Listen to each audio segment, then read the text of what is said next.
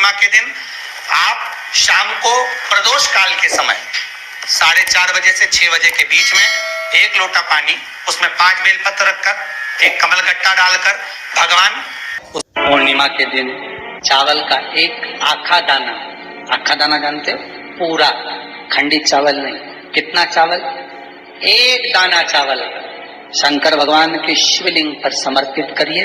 एक बेलपत्र जिसका डंडी का मुख अपनी ओर हो, जहां से चावल चढ़ाया, ये जो बेलपत्र है ये आप समर्पित करेंगे अशोक सुंदरी वाली जगह पर। शमी पत्र आप समर्पित करेंगे देवादिदेव महादेव के ऊपर। बस इसमें एक चीज का स्मरण अपने को करना है, जब अपन अशोक सुंदरी की जगह पर बेलपत्र चढ़ाएंगे तो ये डंडी का जो मुख है ये महादेव के जो खाली स्थान है। श्री शिवाय नमस्तुभ्यम। दोस्तों, हर हर महादेव। कैसे हैं आप? आशा करती हूँ सब ठीक होंगे और सुरक्षित होंगे। दोस्तों, कार्तिक मास की पूर्णिमा बहुत ही महत्व और बहुत ही खास होती है। इस पूर्णिमा पर हम कोई भी उपाय करते हैं तो निश्चित ही हमें फल की प्राप्ति होती है।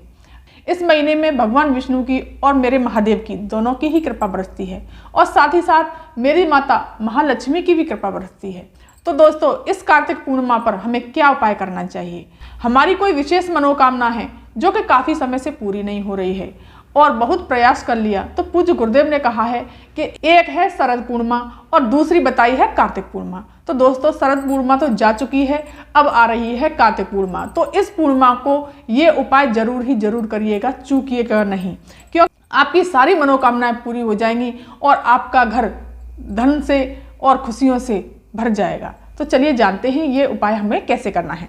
सबसे पहले दोस्तों, लोटा भर लेना है, अपना कलश भर लेना है तांबे का जल से, और ये जल आपको अपने घर से ही भर करके ले जाना है, क्योंकि पूज्य गुरुदेव हमेशा अपनी कथा में बताते हैं कि हमें अपने घर से ही, अपने किचन के परिंदे से ही जल भर करके ले जाना चाहिए। इससे हमारा वास्तु दोष भी खत्म होता है और साथ ही साथ पितृ दोष भी समाप्त होता है।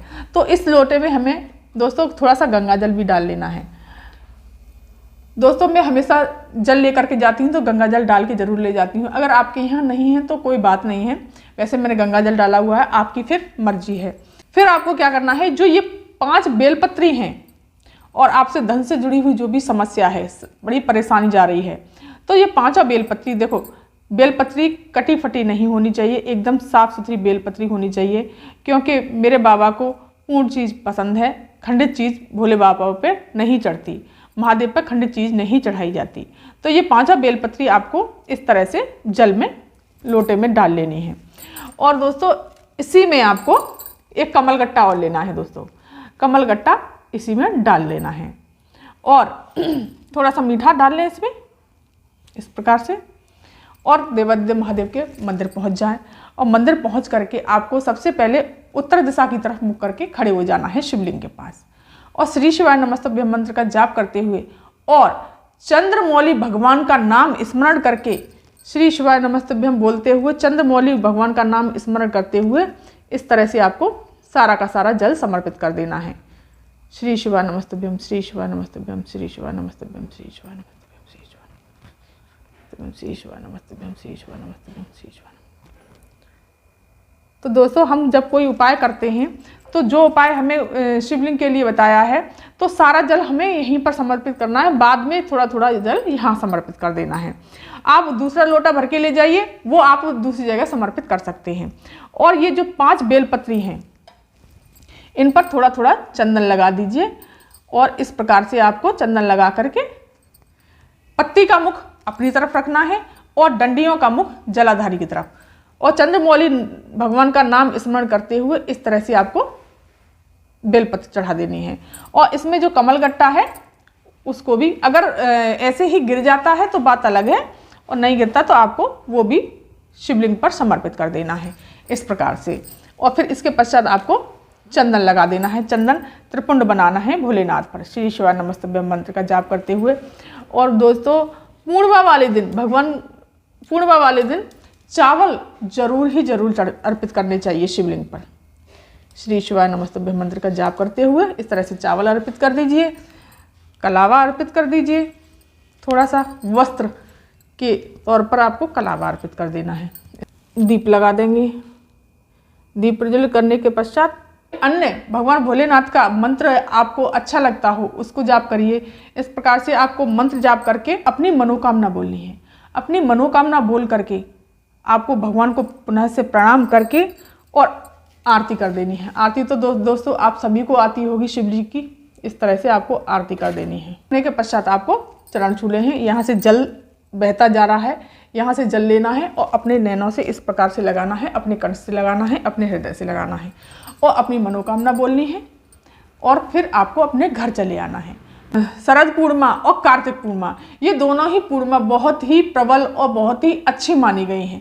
तो इन दोनों पूर्णिमा में से आप किसी भी एक पूर्णिमा पर अगर कोई भी स्त्री गर्भवती है, रात्रि के समय पर चंद्रदेव को अपना पेट खोल करके अपने टूड़ी को चंद्रदेव के दर्शन कराती हैं, चंद्रदेव के दर्शन करती हैं 5 मिनट 10 मिनट तक, तो पूज्य गुरुदेव कहते हैं इससे उसका बच्चा मंद बुद्धि नहीं होगा, तेज दिमाग होगा और बहुत तेज होगा, पढ़ाई लिखाई में बहुत तेज होगा और शिक्षा में भी प्रबल होगा और पूज्य गुरुदेव कहते हैं स्वस्थ होगा।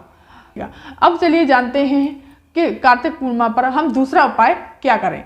चलिए जानते हैं दोस्तों अब अगला उपाय। अगला उपाय भी दोस्तों पूज्य गुरुदेव कहते हैं धन संपदा के लिए बताया है। पूज्य गुरुदेव ने कहा है अपनी कथा में कि हम भोलेनाथ कार्तिकेय भगवान से कहते हैं कि कार्तिकेय जी अगर अशोक सुंदरी वाली जगह पर बेलपत्र और मुझ पर कोई समीपत्र समर्पित करता है तो मैं उसके कुबेर के भंडार खोल दूंगा। और तो पूज्य गुरुदेव कहते हैं भगवान भोलेनाथ की पुत्री अशोक सुंदरी और मेरे भोलेनाथ पर कोई समीपत्र समर्पित करता है दोनों एक साथ, वो भी कार्तिक के महीने में, तो भगवान भोलेनाथ स्वयं उसके कुबेर के भंडार भर देते हैं। तो दोस्तों कार्तिक के महीने में बस अब 2 दिन ही बाकी रह गए हैं, तो आप इस उपाय को जरूर करिएगा। आप चूकिएगा नहीं इस उपाय को करने से। तो चलिए जानते हैं किस प्रकार से करना है।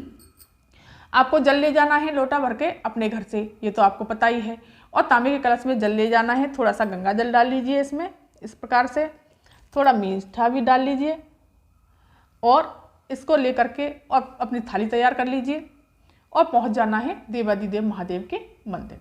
शिव मंदिर पहुंच करके आपको सबसे पहले क्या करना है, शिवलिंग के उत्तर दिशा की तरफ मुख करके खड़े हो जाना है और वहां पर जाकर के आपको सबसे पहले गणेश जी के स्थान पर जल समर्पित करना है दोस्तों, इस प्रकार से, और कार्तिकेय जी के स्थान पर इस प्रकार से, माता अशोक सुंदरी के स्थान पर और माता रानी के हस्त कमल पर, और फिर शिवलिंग पर श्री शिवाय नमस्तुभ्यं मंत्र का जाप करते हुए थोड़ा सा जल हम इसमें बचा लेंगे। तो दोस्तों एक बात और बता दूं, ये स्थान गणेश जी का है और ये स्थान कार्तिकेय जी का, और ये जो मोटी सी लाइन है बीच में ये है माता अशोक सुंदरी का स्थान, और ये जो कटी भाग है ये माता रानी का हस्तकमल है और ये शिवलिंग।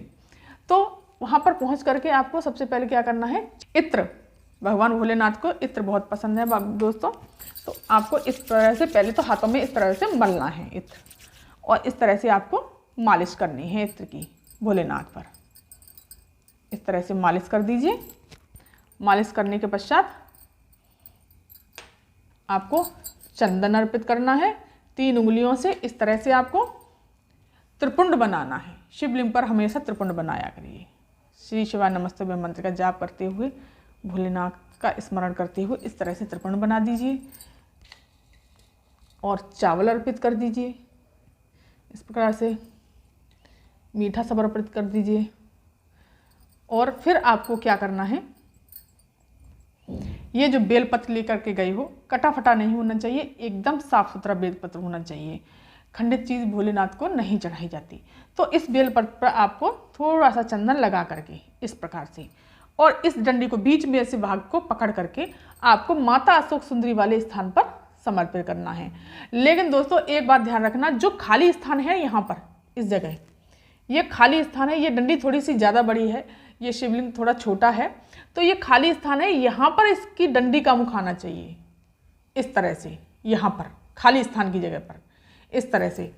और फिर आपको अपनी कामना कहते हुए इस तरह से आपको समर्पित करना है हाथ रख के, कि जो भी आपकी कामना है, विशेष मनोकामना हो या धन से जुड़ी हुई कोई भी समस्या हो, इस तरह से आपको हाथ रख के समर्पित कर देना है।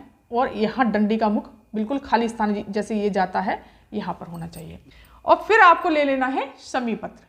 शमी पत्र को आपको किस तरह से समर्पित करना है, जैसे डंडी का मुख इधर की तरफ है शिवलिंग की तरफ, इसी प्रकार से आपको डंडी का, शमी पत्र की डंडी का मुख भी बेलपत्री की डंडी की तरफ ही होना चाहिए, जैसे कि इस तरह से अपनी कामना कहकर और इस तरह से आपको समर्पित कर देना है, अपनी मनोकामना बोल देनी है और वहीं पर बैठ करके थोड़ी देर मंत्र जाप करना है। मंत्र जाप करने के बाद ओम नमः शिवाय मंत्र का जाप कीजिए या श्री शिवाय नमः शिवाय मंत्र का जाप कीजिए।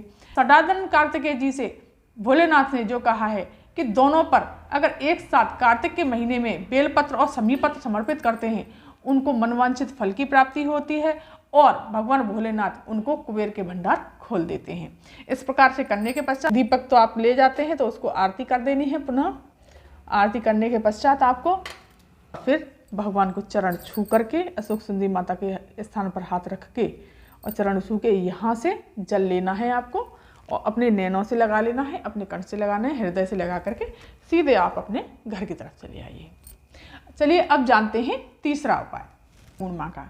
तो दोस्तों आपको एक तांबे का कलश लेना है, इसमें जल भर लेना है अपने घर से और इस जल में आपको थोड़ा सा मीठा डाल लेना है। थोड़ा सा मीठा डाल लीजिए, थोड़ा सा गंगा जल डाल लीजिए। गंगा जल डाल करके और प्लेट अपनी तैयार कर लीजिए। चावल, एक बेलपत्री और चंदन, ये जो भी चीज़ें सब पूजा की सामग्री, कलावा है, दीपक है, धूप है, इत्र है, ये चीज़ें आपको ले जानी हैं। और कुछ चीज़ें आप अपनी तरफ से ले जाना चाहते हैं, फूल है, मालाएं हैं, जो वो भी आप अपनी पूजा में शामिल कर सकते हैं, जो भी है। और फिर इसको लेकर के आपको सीधे पहुंच जाना है मेरे देवाधिदेव महादेव के मंदिर और मंदिर पहुंच करके आपको शिवलिंग के पीछे, जैसे मैं बैठी हूँ, उत्तर दिशा की तरफ आपको मुख करके खड़े हो जाना है। जलाधारी का मुख हमेशा उत्तर दिशा की तरफ होता है, तो आपको भी उत्तर दिशा की तरफ शिव जी के पीछे जाकर के बैठ जाना है और खड़े हो जाना है। दोस्तों एक बात बता दूं कि डमरू वाले शिवलिंग पर जल हमेशा खड़े होकर के चढ़ाया जाता है, एक पैर थोड़ा सा आगे करके सीधा वाला और उल्टा पैर थोड़ा पीछे करके, और जो जमीन पर शिवलिंग होता है उस पर बैठ करके जल चढ़ाया जाता है। तो डमरू वाले शिवलिंग पर हमेशा खड़े होकर के, तो इसको ले जा करके सबसे पहले गणेश जी के स्थान पर समर्पित करना है जल, श्री शिवाय नमस्तुभ्य मंत्र का जाप करते हुए, और फिर कार्तिकेय जी के स्थान पर, फिर माता अशोक सुंदरी के स्थान पर। तो दोस्तों ये गणेश जी का स्थान है, ये कार्तिकेय जी का स्थान है, ये माता अशोक सुंदरी का स्थान है, ये माता रानी का हस्तकमल है। तो यहाँ समर्पित कर देना है थोड़ा सा जल, श्री शिवाय नमस्तुभ्य मंत्र का जाप करते हुए और चंद्रमौली भगवान का नाम स्मरण करते हुए, क्योंकि कार्तिक पूर्णिमा का उपाय कर रहे हैं तो चंद्रमौली भगवान का नाम जरूर स्मरण करना चाहिए। देव पर इस तरह से जल समर्पित करिए और जल हमें बचा लेना है, थोड़ा ही जल समर्पित करना है। इसके पश्चात आपको थोड़ा सा इत्र लगा देना है। इत्र नहीं है दोस्तों तो कोई बात नहीं, जैसा आप करते हैं पूजा उसी प्रकार से करिए, क्योंकि भोलेनाथ को इत्र बहुत पसंद है और कार्तिक पूर्णिमा है तो इत्र हमें जरूर लगाना चाहिए। इस तरह से आपको इत्र को मलना है और मेरे बाबा की धीरे धीरे इस तरह से मालिश कर देनी है। आपको चंदन 3 उंगलियों से त्रिपुंड बनाना है शिवलिंग पर, इस तरह से श्री शिवाय नमस्तुभ्य मंत्र का जाप करते हुए इस तरह से आपको त्रिपुंड बना देना है। गणेश जी के स्थान पर इस प्रकार से लगा दीजिए, कार्तिकेय जी के स्थान पर, माता अशोक सुंदरी के स्थान पर और माता पार्वती के स्थान पर इस तरह से आपको लगा देना है। ये मौली है, इसको थोड़ा सा तोड़ करके वस्त्र के रूप में आपको अर्पित कर देना है। इस तरह से आपको अर्पित कर देना है। धूप जला लेना है, थोड़ा सा मीठा समर्पित कर देना है। इस प्रकार से चंद्रमौली महादेव का नाम लेकर के इस तरह से आपको कर देना है। और फिर आपको सिर्फ एक ये चावल का उपाय है दोस्तों, सिर्फ एक दाना, आखा दाना चावल। दोस्तों ये आखा दाना चावल है, सिर्फ एक चावल से आपको उपाय करना है। पूज्य गुरुदेव ने कहा है कि ये चावल का उपाय करने से आपके जीवन के सारे कष्ट, दुख, तकलीफ दूर हो जाएंगे और आपके यहाँ धन संपदा की कोई कमी नहीं होगी और मनोवांछित फल की भी प्राप्ति होती है। तो आपको चंद्रमौली महादेव का नाम स्मरण करके इस तरह से आपको हाथ पर चावल रख लेना है। और देखो ये छोटी सी शिवलिंग है तो हो सकता है दोस्तों इससे ढंग से ना हो पाए, इस तरह से आपको चावल समर्पित कर देना है। ये रख गया है ना। और फिर आपको ये बेलपत्री लेनी है, बेलपत्री पर थोड़ा सा चंदन लगा लीजिए और इस बेलपत्री को बीच में से पकड़ करके, इस तरह से पकड़ के डंडी का मुख, बेलपत्री की डंडी का मुख अपनी तरफ रखना है और पत्ती का मुख रखना है जलाधारी की तरफ। वैसे हर उपाय में पत्ती का मुख अपनी तरफ होता था और डंडी का मुख जलाधारी की तरफ, लेकिन इस उपाय में सिर्फ एक दाना चावल, एक बेलपत्री के उपाय में डंडी का मुख अपनी तरफ रखना है और बेलपत्री का पत्ती का मुख उधर की तरफ।